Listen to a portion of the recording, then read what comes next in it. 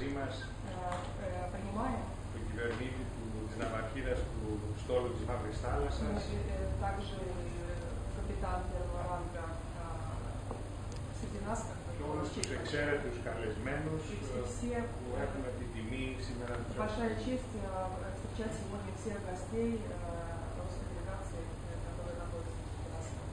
Με τον κύριο Κώστη γνωριζόμαστε αρκετό καιρό. С господином Костиным мы уже давно знакомы. Και νομίζω ότι μοιραζόμαστε την ίδια επιθυμία να εμβαθύνουμε και να διευρύνουμε τις σχέσεις που μπορεί να έχει ο Δήμος της Κέρκυρας με την ρωσική. И я верю, что мы оба заинтересованы расширять связи между мэрией города Керчера и να ανοίξουμε καινούριους διάβλους επικοινωνίας, καινούριους δρόμους επικοινωνίας. Конечно, было бы интересно открыть новые дороги в сотрудничестве, προς όφελος και των δύο πλευρών, которые бы повлияли,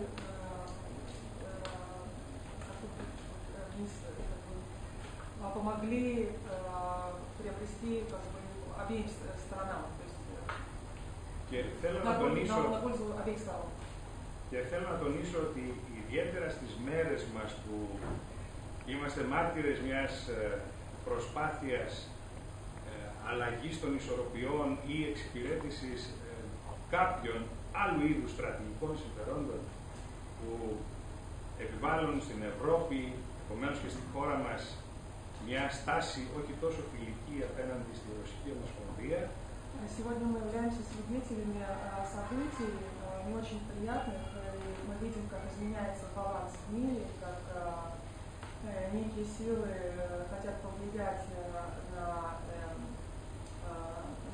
картину России, то есть на имидж России, используя свои интересы не только.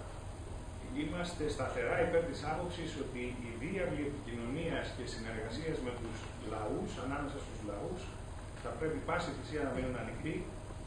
Но мы считаем, что должны быть всегда пути для переговоров между народами, должны быть способы переговоров между народами.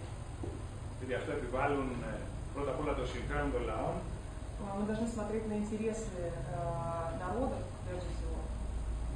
Οι μακρές φιλικές парадόσεις συνεργασίας και κοινών αγώνων. Мы должны прослеживать исторические связи и традиции народов, которые существуют на протяжении многих веков. Τόσο ο ρωσικός λαός όσο και ο ελληνικός λαός έχουν να παρουσιάσουν όσον αφορά την υπεράσπιση της ανθρώπινης αξιοπρέπειας και ελευθερίας. Мы знаем, что русский народ и греческий народ дали большую борьбу за свободу человека, человечества. Όπως και ο κύριος Κώστην ανέφερε πριν, επιθυμία μας και διάθεσή μας как ранее говорил господин Костин, наше желание состоит в том, чтобы είναι να αναπτύξουμε και να προωθήσουμε αυτές τις σχέσεις σε ένα πιο ψηλό ακόμα επίπεδο. Продвигать эти связи на более высокий уровень.